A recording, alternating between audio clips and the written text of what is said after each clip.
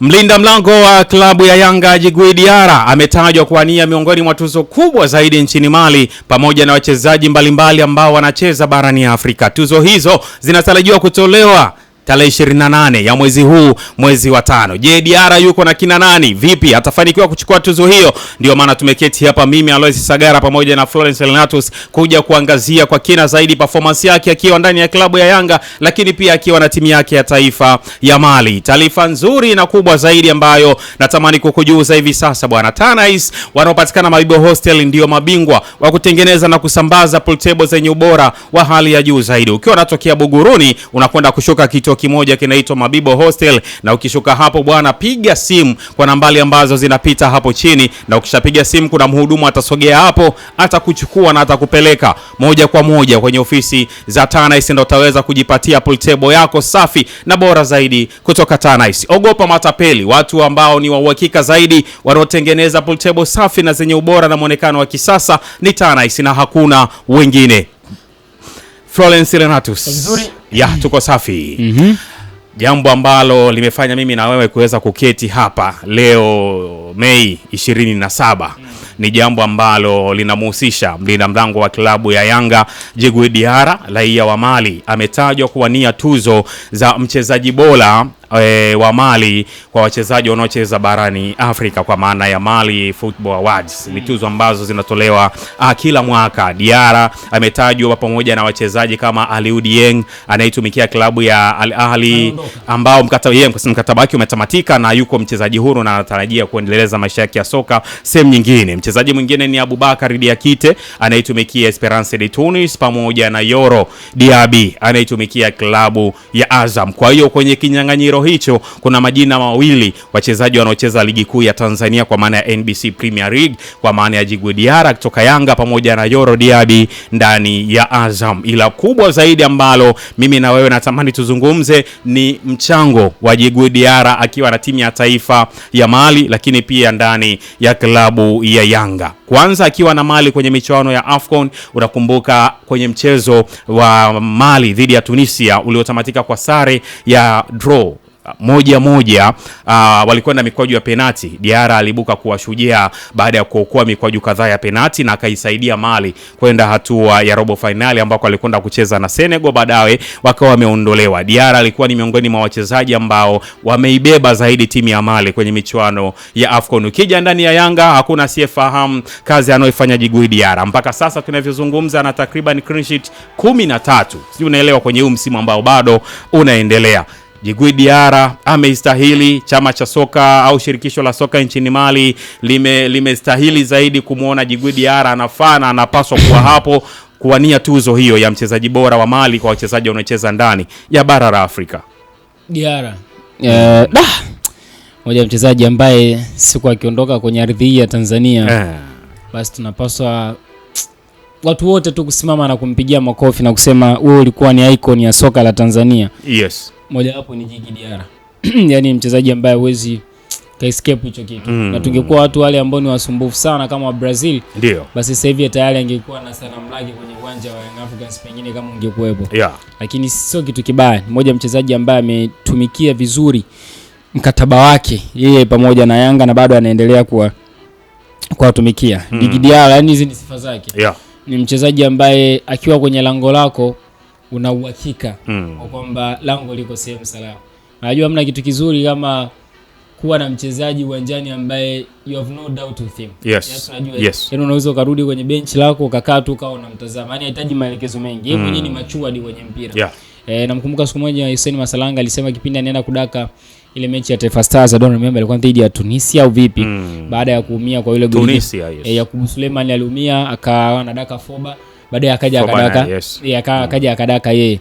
Lakini ile siku ambayo anaenda kudaka anakuambia kila mchezaji akamuuliza utaweza kweli nini? Kainsi like kila mtu ana hofu, yani huyu jamaa kweli tuenda kuanguka. Kwa hiyo ni mchezaji ambaye akiwa langoni you have no doubt kwamba nina mchezaji ambaye yupo katika lango. Kwa hiyo hamna maswali mengi sana ya kujiuliza. Sasa umemzungumzia Djigui Diarra wa timu ya taifa ya Mali ambaye kwenye AFCON game dhidi ya Morocco alifanya vizuri sana. Sio kama umetazama tu game ya Tunisia ya knockout. Lakini game dhidi ya Senegal ambayo iliwatoa Mali katika michuano ya AFCON robo finali. Ndio. Ambao alifungwa goli 1-0. Yes. JR alifanya zaidi ya saves 6 kwenye mechi. Ndio. Si unaelewa maana ya saves? Yaani saves ambazo pengine asingekuwa ubora wa huyo golikipa tungekuwa tunazungumza Mali ambayo ilifungwa zaidi ya magoli 5 na Senegal kwenye hatua ya 16 bora kwenda hatua ya robo finali kuitafuta hatua ya nusu finali kwenye michuano hiyo ya AFCON. Kwa ni moja mchezaji ambaye lazima tu kwenye hilo unamsifia. Lakini ukija kwenye klabu ya Young Africans, Diarra unaweza kukosa ambacho pa kuanzia ni wapi kwa Djigui Diarra. Lakini tu kiufundi unamzungumzia, niwahi kukwambia hapa kakwambia kwenye mpira wa miguu kuna msemo mmoja unasema goalkeeper is the most ecological player on the pitch. Yaani ukisema ecology tunazungumzia ile relationship between environment pamoja na tunasema environment pamoja na vilivyomo. Yaani mazingira pamoja na vitu vinavyoishi. Kwa hiyo Diarra ni mchezaji ambaye anahusiana na kila ambacho kinaendelea uwanjani. Tunazungumzia golikipa kama Diarra, mchezaji ambaye ameshakuonyesha anahusiana na kila chochote ambacho kinaendelea uwanjani. Ukihitaji mchezaji ambaye anahitajika kuzungumza zaidi uwanjani ni golikipa. Sawa? Ukihitaji mchezaji ambaye anaweza akakontrol vizuri mechi ni golikipa. Right? Kwa maana ya wakati ambao atadaka mpira atauanzisha mpira kulingana na momentum ya mchezo. Haiwezekani kwenye mechi ambayo tayari mpo under pressure alafu mmeshafunga goli 1-0. Golikipa wako achukue mpira alafu aanzishe haraka. Si unanielewa? Lakini ukiwa unaitafuta matokeo afu golikipa wako akaanzisha mpira haraka, it means ile ni sehemu ya yeye kucontrol mchezo. Kama tunatakiwa sasa tucheze katika fast tempo. Unanielewa vizuri Loizi? Kwa hiyo ni moja kitu ambacho nakichukua kwa Djigui Diarra kama mchezaji ambaye anaweza akacontrol mechi. Kwa namna gani? Kwa mfano ambao nimeweza kukuelezea. Lakini unamzungumzia last defender wa timu ni Djigui Diarra.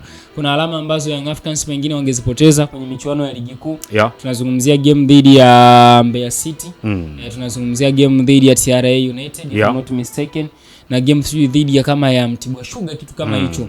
Kuna nyakati ambazo Young Africans walikuwa kwenye hatari sana. Hata game dhidi ya Simba Sports Club pengine ni moja ya mechi ambazo Young Africans wangeweza kuzipoteza. Lakini unampongeza Djigui Diarra kwa ubora ambao alikuwa nao, kwa maana ya kukubali yeye kuwa ndio mlinzi wa mwisho katika lango. Kwa hiyo ni baadhi ya tunasema sifa ambazo unaweza ukazizungumza kutoka kwa golikipa kama Djigui Diarra na zinaweza zikazungumzika kwa watu na zika make sense. Hizo ni sifa ambazo tumeziona kwenye klabu yake Young Africans, ni sifa ambazo tumeziona kwenye klabu ya timu ya taifa ya Mali. Kwa hiyo ukijumlisha hivyo vitu vyote, mchango wake katika klabu ya Yanga, performance yake kwa ujumla ilivyo, quality yake kwa ujumla ilivyo, kwa kidogo ambavyo nimeelezea kwenye timu ya taifa na klabu yenyewe ya Young Africans, unaona ni mchezaji ambaye anafaa kuwa nominated kumweka kwenye hicho kinyang'anyiro cha mchezaji bora katika taifa la Mali. Yaani ina make sense kabisa. Kwa namna yote ile hauwezi kulitoa jina la Djigui Diarra.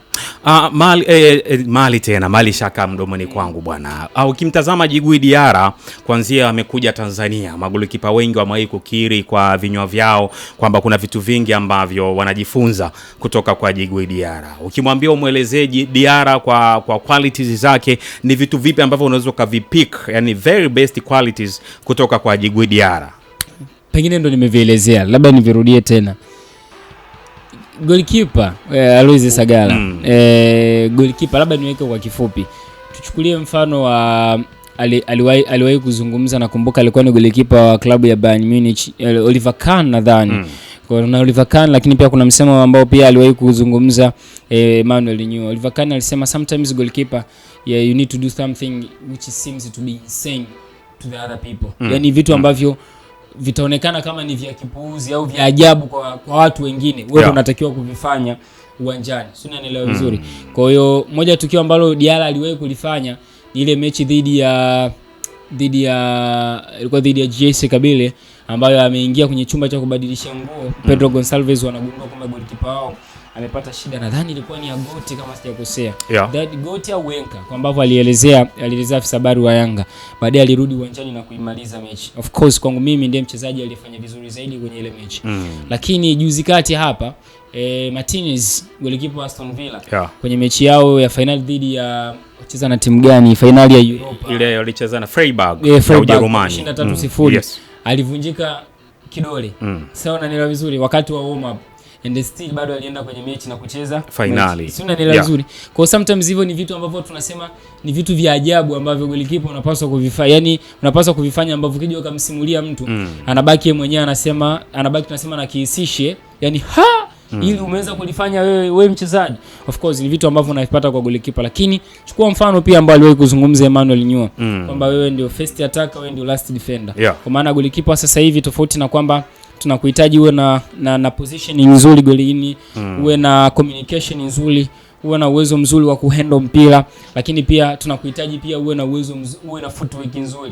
Kwa maana ya uwezo wako wa kujenga mashambulizi uko vipi, uwezo wako wa kubadilisha mwelekeo wa uwanja uko vipi, lakini pia ukiwa pressurized unaweza ukamtoka mchezaji. So unaona juzi Djibril Kasala alichokifanya. Yani ni football inahitaji vitu kama hivyo always. Football inahitaji kwa sasa hivi riski kwa maana ya riski. Ukisema unahitaji kufanya risk uwanjani, maana yake unataka kufanya creativity, unahitajika kuwa jasiri uwanjani.